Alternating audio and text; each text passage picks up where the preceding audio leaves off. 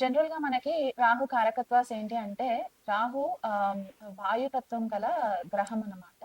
Actual గా మనకి ఇది ఆకాశంలో మనకి 9 గ్రహాలు అంటే ఆ, రవి నుంచి శని వరకు 7 గ్రహాలు అండ్ మిగతా యురేనస్, నెప్ట్యూన్ అండ్ ప్లూటో ఈ గ్రహాలతో మనము కంపేర్ చేసుకుంటే ఇవి కంటికి కనిపించే గ్రహాలు. కాకపోతే మనకి రాహు అండ్ కేతు కలిపి మనకి ఛాయాగ్రహాలు అన్నమాట. అంటే మనకి నార్మల్ గా ఆకాశంలో కనపడవు. సో కనపడకపోయినా కూడా లేనిది ఉన్నట్టుగా చూపించడమే రాహు కేతు గ్రహాల యొక్క విశిష్టత అన్నమాట. అండ్ ఈ రెండు గ్రహాలు మనం స్పెసిఫిక్ గా ఈ వీడియోలో రాహు గురించి తెలుసుకునే ప్రయత్నం చేద్దాము. రాహు గ్రహం ఏంటి అంటే లేనిది ఉన్నట్టుగా క్రియేట్ చేయడము, భ్రమలో పెట్టడము, భయాలు కల్పించడము, ఇలాంటివన్నీ కూడా రాహు కారకత్వాల కిందికి వస్తాయి. అలాగే మనకి ఇప్పుడు ప్రజెంట్ గా చూసుకున్నట్లయితే మోడర్న్ టెక్నాలజీలో మనకి ఆర్టిఫిషియల్ ఇంటెలిజెన్స్ అనేది చాలా బూమ్ అవుతుంది కదా. ఈ వర్చువల్ రియాలిటీ, మనకి ఆర్టిఫిషియల్ ఇంటెలిజెన్స్ టెక్నాలజీ ఎంత మనము పై స్థాయిలోకి వెళ్తున్నా కొద్దికి చూసుకుంటే మనకి రాహు అంత ఎక్స్పాండ్ అవుతూ ఉంటుంది అనమాట. అండ్ రాహు ఏ భావాలలో ఏ రాశులలో ఉంటే ఛాయాగ్రహం కాబట్టి తనకంటూ ఒక స్పెసిఫిక్ ఆకారం అలాంటివి ఉండవు కాబట్టి ఏ రాశిలో ఉన్నా ఏ భావాలలో ఉన్నా వాటి యొక్క నేచర్ ని తీసేసుకుంటూ ఉంటుంది అనమాట. ఫర్ ఎగ్జాంపుల్ ఒక గురుగ్రహంతో కలిసి ఉందనుకోండి. ఆ గురుగ్రహంతో కలిసి ఉన్నప్పుడు గురు కారకత్వాలు ఏంటి, గురు లక్షణాలు ఏంటి, దాన్ని బట్టి రాహు కూడా తనని తాను మార్చేసుకుంటూ ఉంటుంది అనమాట. సో ఏ గ్రహంతో కలిసి ఉంటే ఆ గ్రహం యొక్క కారకత్వాన్ని రాహు తీసేసుకు ఉంటుంది. అండ్ ఇంకొకటి ఏంటంటే రాహుకి జనరల్ గా ఫుల్ బాడీ ఉండదు అనమాట, పొట్ట భాగం వరకే ఉంటుంది.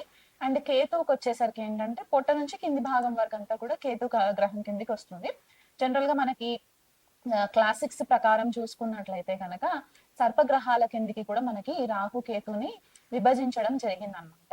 ఇప్పుడు అన్ని గ్రహాలు క్లాక్ వైజ్ డైరెక్షన్ లో కనుక మూవ్ అవుతాయి అంటే నార్మల్ గా సంచారం చేస్తూ ఉంటే కనుక రాహు కేతు గ్రహాలు మాత్రము వక్రగతిలో సంచారం చేస్తూ ఉంటారన్నమాట. అంటే మనకి గత జన్మలో చేసుకున్న పాపపుణ్య కర్మిక్ బ్యాగేజెస్ ఏవైతే ఉంటాయో అవి మనకి ఈ రాహు కేతు ప్లేస్మెంట్ ని బట్టి మనం మళ్ళీ ఇంకొక జన్మ ఎత్తడానికి కారణం అవుతాయి అన్నమాట. రాహు అండ్ కేతు రెండు గ్రహాలు కూడా. అందుకని మనకి జన్మ జాతకం కనుక మనము దగ్గర నుంచి పరిశీలించినట్లయితే కనుక కొన్ని సాఫ్ట్వేర్స్ ప్రకారము అక్కడ ఒక చిన్న ఆర్ అనే లెటర్ రాసి ఉంటుంది. లేదా కొన్ని సాఫ్ట్వేర్స్ లో ఏంటంటే బ్రాకెట్స్ లో వేసి పెడతారనమాట. సో దీనికి అర్థం ఏంటి అంటే వక్రీగతిలో మూవ్మెంట్ ఉంటుంది, రెట్రోగ్రేడ్ మోషన్ లో మూవ్మెంట్ ఉంటుంది ఈ రాహు కేతు గ్రహాలకి అని చెప్పేసి చెప్తూ ఉంటారు.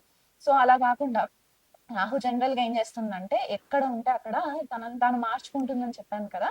ఆంప్లిఫై చేసే లక్షణాలు ఉంటాయి అనమాట. అంటే ఎక్కువ ఎక్స్పాన్షన్ చేస్తూ ఆంప్లిఫై చేస్తూ కనిపిస్తూ ఉంటుంది.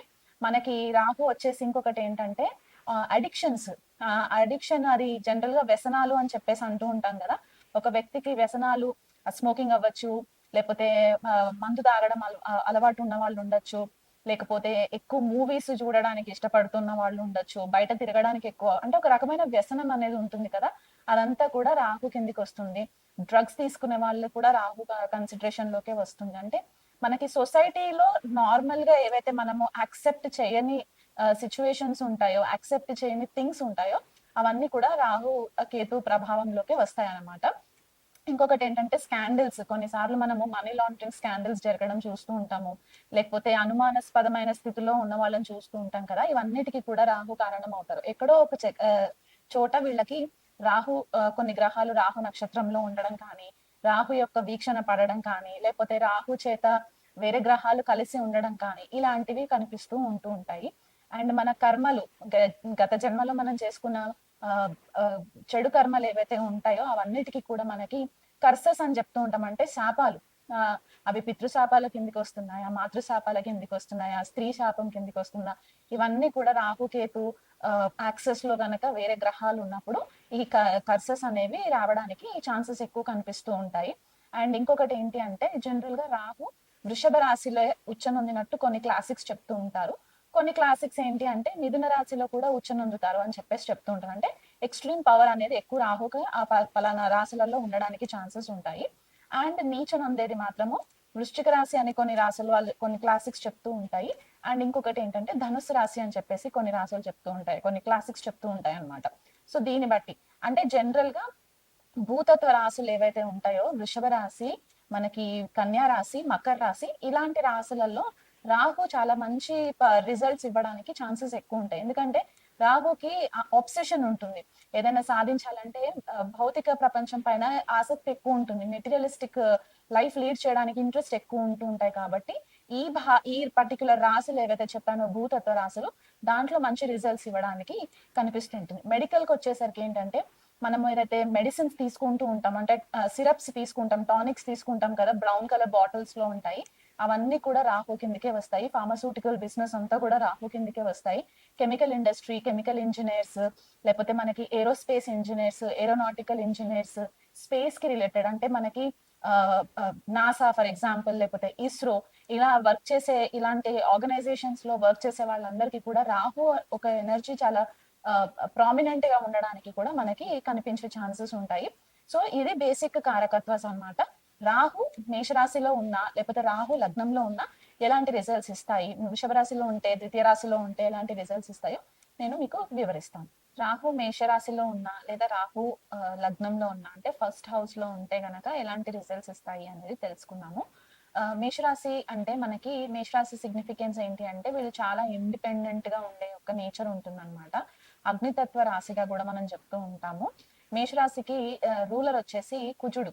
సో కుజుడు కూడా మనకి అగ్నితత్వ గ్రహం కాబట్టి రాహు ఎప్పుడైతే మేషరాశిలో ఉంటే గనక జన్మ జాతకంలో, ఎవరి జన్మ జాతకంలోనైనా సరే రాహు మేషరాశిలో ఉంటే వీళ్ళ నేచర్ ఎలా ఉంటుంది అంటే బేసికల్ గా రాహుకి ఆబ్సెషన్ ఎక్కువ ఉంటుంది. అన్ని కూడా నా కంట్రోల్లో ఉండాలి అనే ఒక ఆలోచన ఉంటుంది. మేషరాశికి కూడా ఇంచుమించుగా కంట్రోల్ చేయాలి అనే ఒక ఆలోచన ఉంటుంది. అంటే ఎదుటి వాళ్ళని కంట్రోల్ చేయాలి, కమాండ్ చేయాలి. వీళ్ళకి కొద్దిగా గట్స్ ఎక్కువ ఉండే ఛాన్సెస్ ఉంటాయి. ధైర్య సాహసాలు ఎక్కువ ప్రదర్శిస్తూ ఉంటారు. కొన్నిసార్లు ఏంటంటే లాంగ్ టర్మ్ ప్లానింగ్స్ చేస్తూ ఉంటారు, కానీ అది లాంగ్ టర్మ్ విజన్ తోటి ఎంత ప్లానింగ్ చేసుకున్నా సరే మధ్యలో కొద్దిగా స్టాప్ చేయాల్సిన పరిస్థితి వస్తూ ఉంటుంది అనమాట. సో ఇప్పుడు రాహు ఇక్కడ ఉన్నప్పుడు ఏమవుతుందంటే ఎదుటి వాళ్ళని కంట్రోల్ చేయడము, కమాండ్ చేయడము, లీడర్షిప్ రోల్స్ లో ఉండడము, లీడర్షిప్ క్వాలిటీస్ ఎక్కువ ప్రదర్శిస్తూ ఉండడము. కొన్నిసార్లు ఏంటంటే సెల్ఫిష్ నేచర్ కొద్దిగా కనిపిస్తూ ఉంటుంది. ఎందుకంటే ప్రతిదీ కూడా నా కంట్రోల్లో ఉండాలి, నేను చెప్పినట్టే వినాలి అనే ఒక స్వభావం ఉంటుంది కాబట్టి అది కొద్దిగా వీళ్ళకి డిస్ప్లే ఎక్కువ అవుతూ ఉంటుంది అనమాట. సెల్ఫ్ అవేర్నెస్ ఎక్కువ ఉంటుంది. కొన్నిసార్లు ఏంటంటే జన్మ జాతకంలో ఇతర గ్రహాల కనుక ప్లేస్మెంట్స్ బాగుంటే గనక ఇలాంటి రాహు మేషరాశిలో ఉన్నప్పుడు రాహు మహాదశ కానివ్వండి లేదా రాహు అంతర్దశ కానివ్వండి ఒకవేళ వచ్చినట్లయితే వీళ్ళు కొద్దిపాటిగా గవర్నమెంట్ కి వర్క్ చేయడానికి ఇంట్రెస్ట్ చూపెట్టడం, లేకపోతే కాంపిటేటివ్ ఎగ్జామ్స్ లో రాణించడానికి, సక్సెస్ అవ్వడానికి ఛాన్సెస్ ఉండడము. ఇక్కడ ఇంకొక క్వాలిటీ ఏంటి అంటే టీం వర్క్ విషయంలోకి వచ్చేసరికి కొద్దిగా టీం వర్క్ విషయంలో వీళ్ళకి అంత ఇంట్రెస్ట్ ఉండకపోవడము.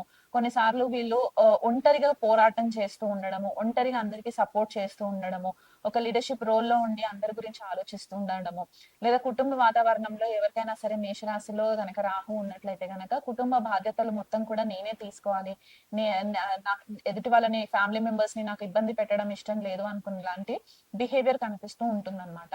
సో ఒకవేళ జన్మ జాతకంలో రాహు మేషరాశిలో ఉండి ఎలాంటి శుభగ్రహాల దృష్టి ఒకవేళ పడుతూ ఉంటే గనక వీళ్ళు గవర్నమెంట్ కి వర్క్ చేయడము, పోలీస్ డిపార్ట్మెంట్ లో వర్క్ చేయడము, లేకపోతే మిలిటరీకి సంబంధించి, డిఫెన్స్ కి సంబంధించి, ఏరోనాటిక్స్ కి సంబంధించి ఇలాంటి వాటిలలో కూడా ఎక్కువ రాణించడానికి ఛాన్సెస్ ఎక్కువ కనిపిస్తూ ఉంటాయి.